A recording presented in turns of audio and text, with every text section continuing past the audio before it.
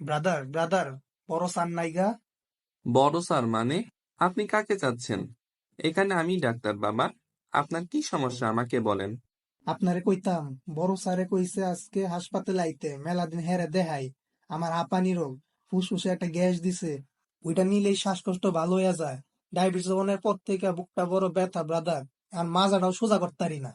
আপনি কার কথা বলছেন? আর শোনেন বাবা, আমি ব্রাদার না, আমি এই হাসপাতালের একমাত্র এমবিবিএস ডাক্তার। এটা নিশ্চয়ই মাসুদ মামার কাজ। আচ্ছা, কি গ্যাস দিছিল দেখি? এই ওষুধগুলা দিছে। এটা তো স্টেরয়েড ইনহেলার, এটা তো স্টেরয়েড ট্যাব। এই মাসুদ, এদিকে আসো।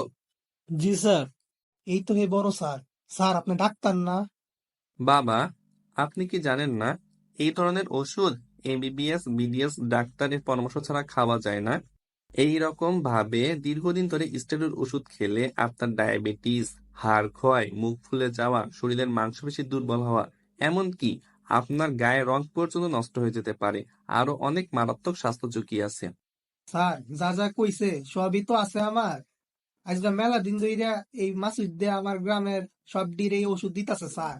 এই সর্বনাশটা করছে মাসুদ দে রে। তুই করলিটা কি আমার? স্যার এরে পুলিশে দেম আমি। ভালো হয়ে যাও মাসুদ, ভালো হয়ে যাও। তুমি কি কোনোদিনই ভালো হবে না?